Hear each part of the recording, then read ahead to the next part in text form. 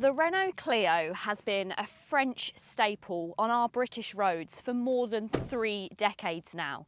Since its launch in the UK back in 1990, we've sold over 1 million Renault Clios in the UK. In fact, I challenge anyone around the age of 25 to 30 to not be able to name a single person they knew growing up who didn't have a Renault Clio as their first car. But they've always offered a great all-round package within the B segment. They have plenty of space, they're affordable, and they're also pretty cheap to run and repair. This is actually the 5th generation Clio, so it's not completely changed, but it's had a face change for 2023 to keep it fresh and current amongst its new electrified brothers and sisters in the Renault lineup. Hi guys, I'm Tish and welcome back to the John Banks Review channel. In today's video, I'm going to tell you everything which has changed on the Renault Clio for 2023. So if that sounds good, then please keep watching. Plus, if you like new car reviews like this from all sorts of brands between Renault, Dacia, Alpine, Honda, Hyundai, Suzuki, Mazda and many, many more, then this is the place to be. Go ahead and hit the subscribe button. Now, if you're waiting for a fully electrified Renault Clio, I'm afraid you're going to be waiting for a long time. In fact, you're probably going to be waiting forever because there's no plans to fully electrify the Clio. For the time being, there will just be the other SUVs in the lineup, and then in 2025, alongside the Clio will come the Renault 5, and that's going to be the fully electrified small B segment model. However, they're not completely forgetting about electrification for the Clio.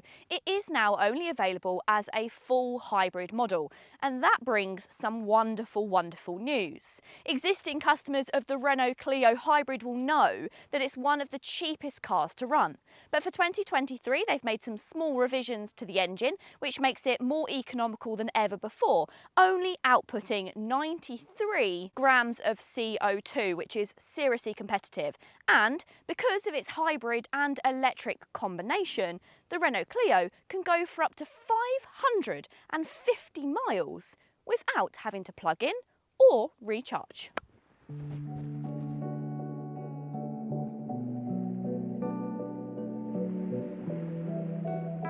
If at any point during this video you have any further questions or queries on the Renault Clio or any other Renaults in the lineup, then please make sure you get in contact with the John Banks sales team via the link down below. We've got an E-Sprit Alpine Renault Clio in the showroom for you to look at and for you to test drive.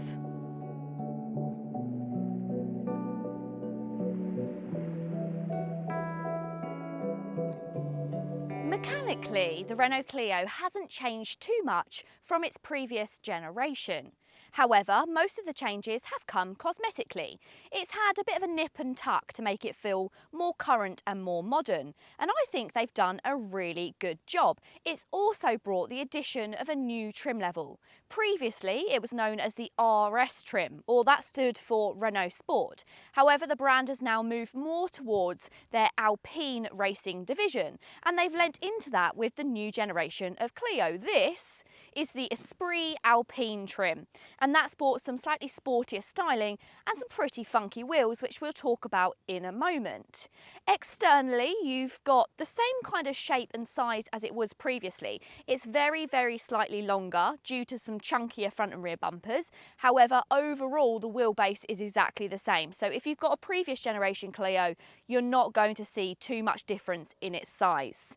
You have got some new front and rear bumpers, which are slightly lower. And as you can see, you've got this new chrome tipped grille at the front, which looks really, really modern. And then centre stage, you've got that new Renault badge. You've also got some slimmer headlights, and if you go for either this top spec E-Sprit trim or the middle spec car, you get this F1 inspired blade around the front. I personally think that the E-Sprit Alpine trim looks best in blue because you get blue paintwork, but then you get that bar along the front which is finished in grey. It makes it stand out a little bit more. However, if you want something a bit more subtle, then this is a great option. You also get some really nice textured designs on top of the LED headlamps, and you've got these new daytime running lights, which if you flip them and put them together, it actually forms the Renault badge, which I think is quite a nice touch. Now let's talk about these alloy wheels. So you get alloy wheels on all versions of the new Clio. They start from 16-inch up to 17-inch on this E-Sprit Alpine trim, and these are absolutely fantastic. Very, very dynamic, and they're actually inspired by F1 with those fantastic blue centre caps. Changes to the new Clio aren't quite so apparent around the rear as they are from the front of the car. That's not necessarily a bad thing. It's got a nice, simple, clean design. Once again, you can see you've got the new logo, and you've actually got a rear view camera built into that rear logo. You get some new redesigned rear lights, and I think these are personally fantastic. They're clear, so you can see all the inner workings of what's going on. Once again, you've got that pattern along the top, and I just think they look quite modern and funky. Inside the boot, you will find just over 300 litres of boot space. Now this is slightly less than the previous generation petrol car, which had quite a competitive boot. However, now, because it does have a lot of the hybrid systems in the boot of the car, it has been reduced slightly, which is a little bit of a shame. But the Renault Clio has never claimed to be a dynamic family car. It is best for being that B segment city car. And for that, it's perfect. There's plenty of room in there for your weekly shop and a couple of suitcases. However, if you are taking the whole family on holiday, well, you may want to opt for a different car. As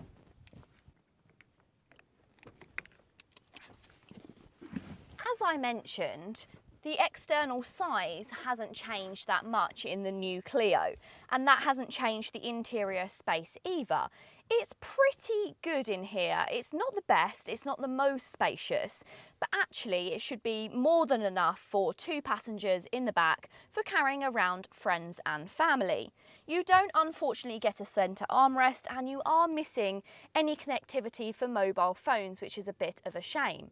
But the quality is still really, really high in the back, just like it is in the front of the car. You've got this soft imitation leather and the nice blue stitching.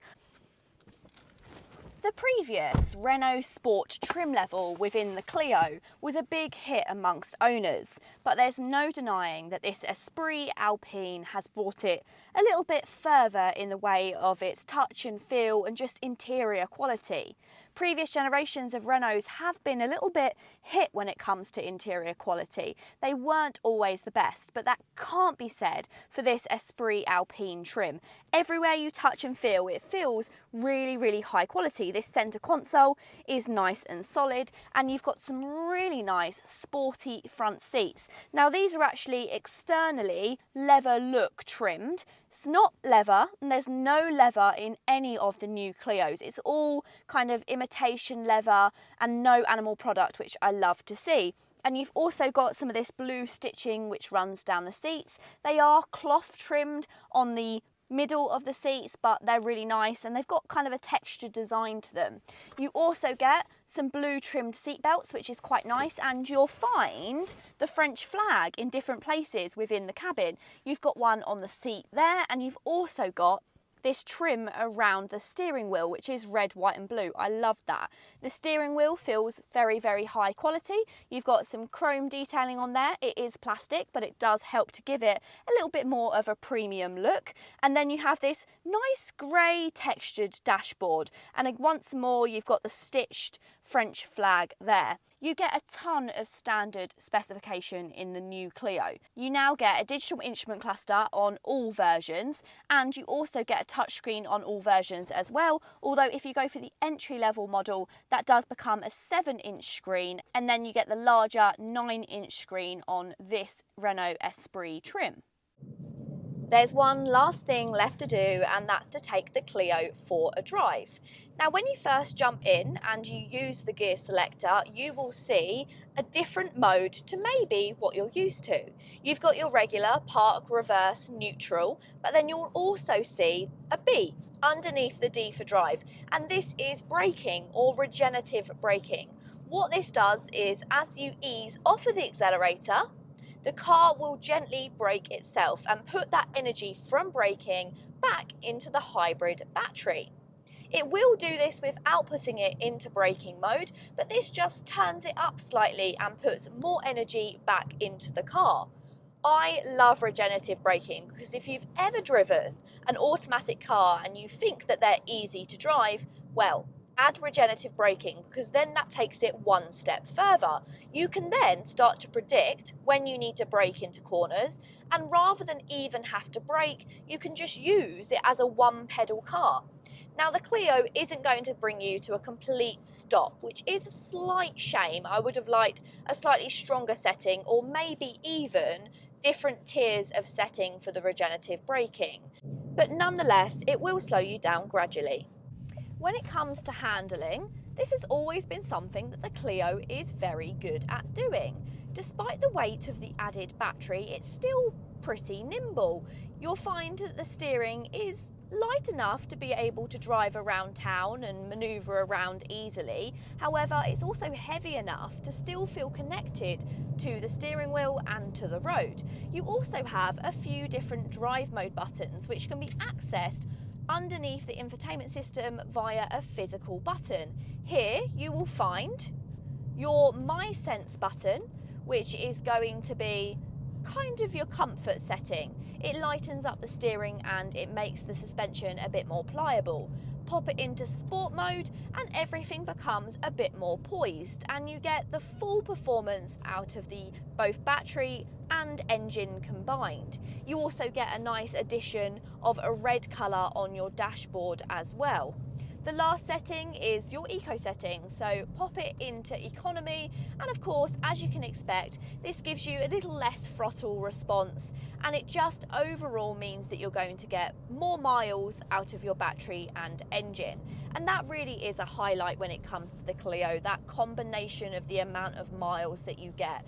550 miles without having to plug in or worry about fueling up is really handy for people that are doing long journeys.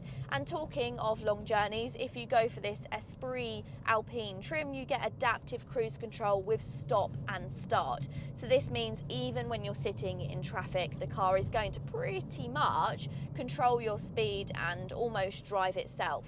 You also have lots of safety features, including that active lane assist. You also get anti-collision warning, as well as many other functions. In fact, there is more safety functions in this new generation of Clio than ever before.